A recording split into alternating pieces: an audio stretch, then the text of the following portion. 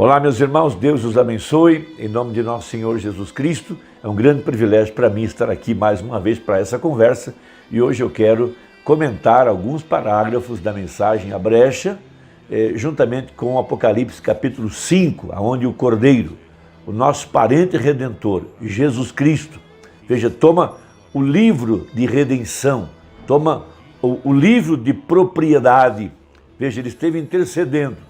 Primeiramente, ele morreu no Calvário, derramou seu sangue. Por 2000 anos, ele esteve intercedendo por cada nome que está no livro da vida do Cordeiro.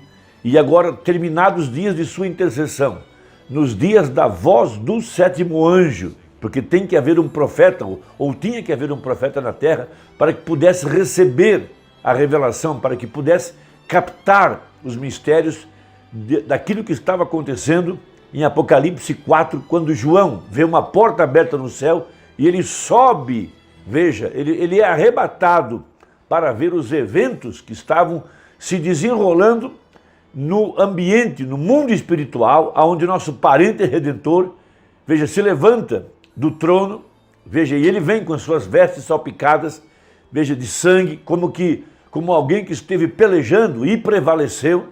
Ele vem para atender aos requisitos da lei que exigia um parente redentor, um parente que tivesse pago o preço, um parente que pudesse ser aceito como um parente para redimir tudo aquilo que Adão e Eva haviam perdido. Ele vem e toma o livro, em Apocalipse capítulo 5, verso 7. Esse foi um dos maiores eventos aqui no tempo do fim, relativos ao plano da redenção. Ninguém podia nem mesmo olhar para esse livro, nem mesmo ver, nem mesmo ler, muito menos interpretá-lo. Então Jesus Cristo, veja, aquele que é, que era e que há de vir, o primeiro e o último, o alfa e o ômega, aquele que não nasceu pela via sexual, que veio pelo poder da palavra falada.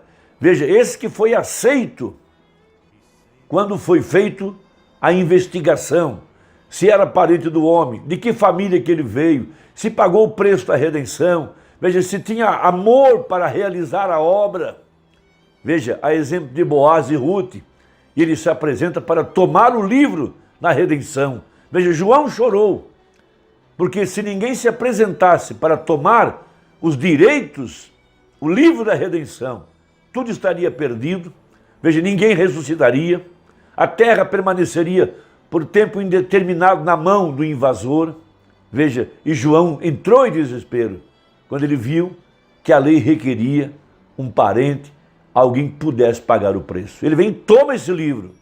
Veja, o título de propriedade daquilo que Adão havia perdido. Veja, lá em Gênesis, quando eles se apartaram de Deus, quando ele perdeu os seus direitos, quando ele perde a eternidade, perdeu os seus direitos, os títulos de filho do homem, filho de Deus, veja, e rei. Veja, ele agora se apresenta. E quando ele se apresenta, veja, ele deixa o trono de intercessão e ele vem agora para realizar a terceira parte do plano da redenção, que é a reclamação.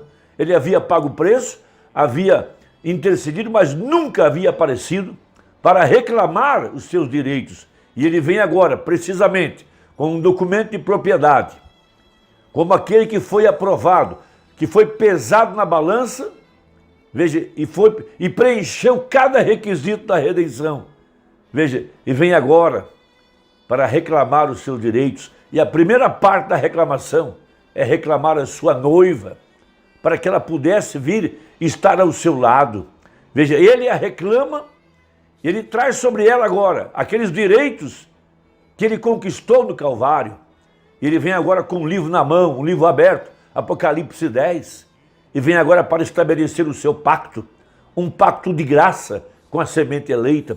Zacarias viu ele vindo, veja, uma pedra cortada sem mãos, com 7 olhos, e essa pedra veio clamando, graça, graça a ela. Terminou o tempo de gemer, terminou o tempo de estar aprisionado.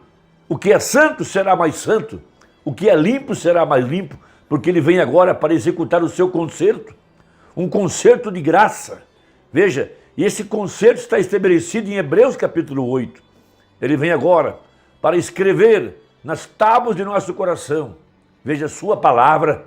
Veja, ele disse, ninguém mais ensinará o seu irmão, eu mesmo ensinarei. E eu escreverei nas tábuas do seu coração a minha palavra. Depois ele acrescenta, e eu farei com que eles andem em meus caminhos. Não é o que eu sou, não é o que eu farei. Não é porque somos melhores, mas é por causa da graça. Veja, um pacto incondicional. Um pacto baseado em amor. Um pacto feito pela graça. Totalmente graça. A graça de Deus para a igreja eleita.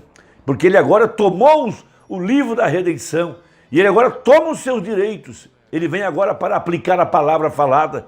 Porque a noiva, ela é o haja. Ela é o assim diz o Senhor. Veja, ele vem edificá-la em santidade, em fé na palavra. A perfeição é aplicada nela, a estatura de um varão perfeito. Veja, ela é agora a senhora eleita. Ela é agora o tabernáculo do Deus vivente. Ela é agora a igreja sem mancha, sem mácula, irrepreensível. Porquanto ele está agora habitando nela. Veja, ele dá a ela esse título de propriedade. Dá a ela a capacidade agora para ser ele. Ele é completo nela, marido e mulher.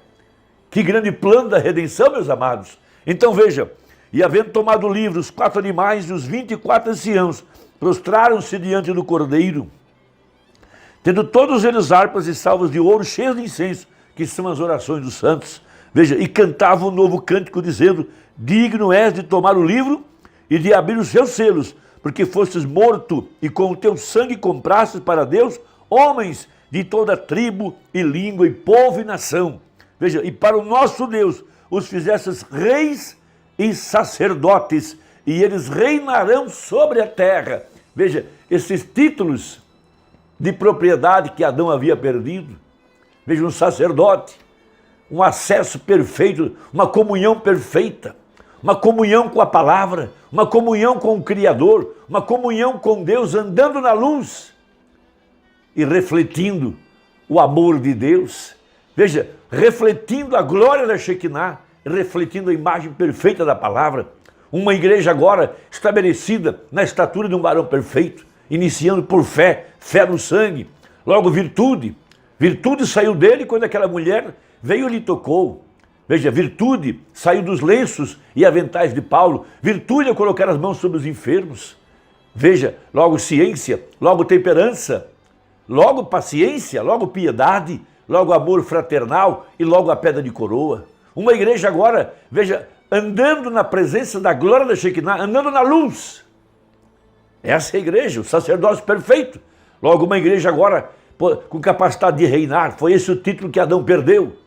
Veja, nós não estamos no milênio, mas já estamos reinando sobre o velho homem, sobre o pecado, sobre o mundanismo, pisando a cabeça da serpente, expulsando os demônios, curando os enfermos. Veja, reinando, dominando, governando. Veja, essa é a verdadeira igreja. E agora uma igreja capaz de captar os mistérios da palavra, porque esse é o tempo da era da pedra angular, a coroa, a cabeça agora.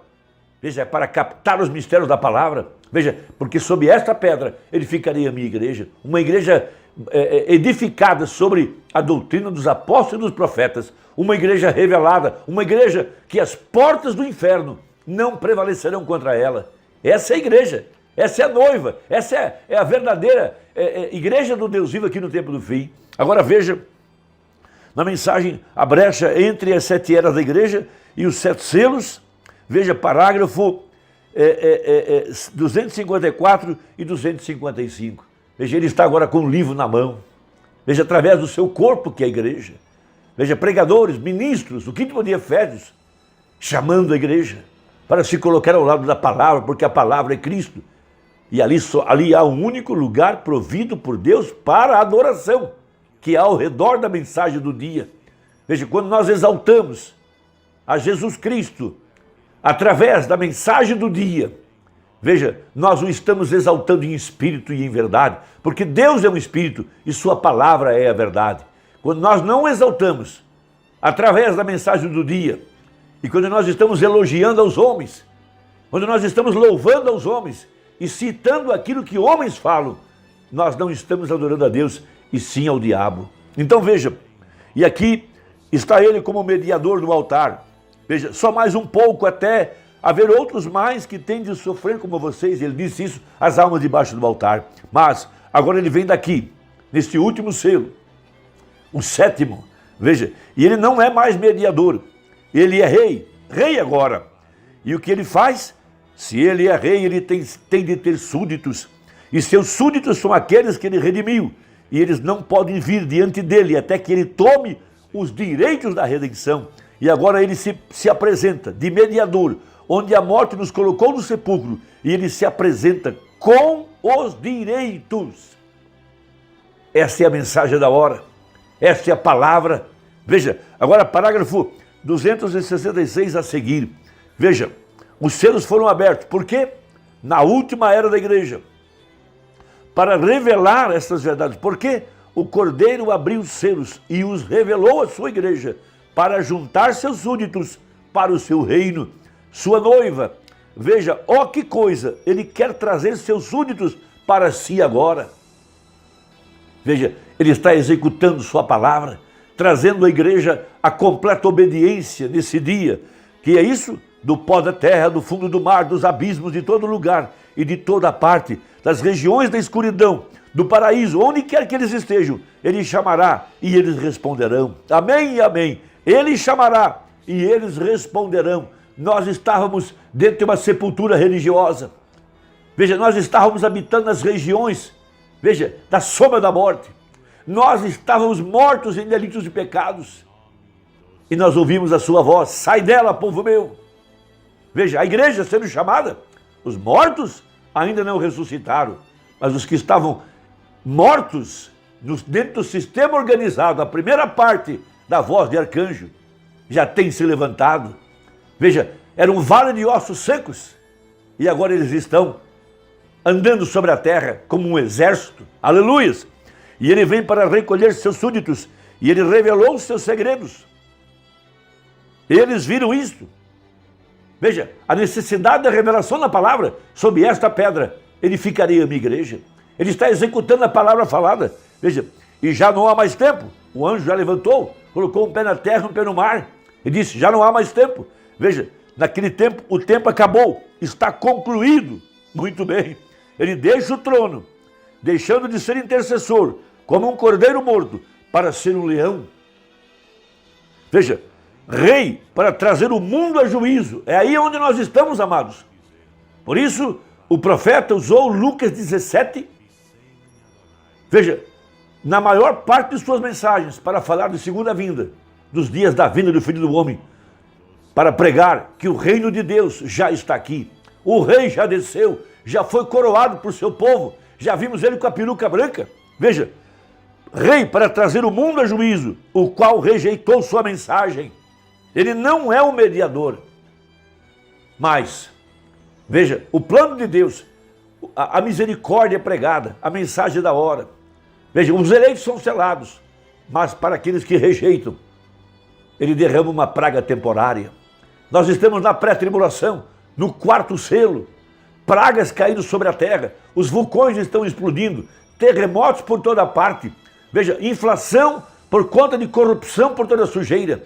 Veja, nós deixamos de pregar a verdade e o socialismo invadiu o Ocidente. E disse o profeta que aqueles que não foram no arrebatamento se tornarão escravos desse sistema, porque rejeitaram a verdade da palavra, não quiseram ser livres para ouvir o evangelho. Então serão escravos de Satanás.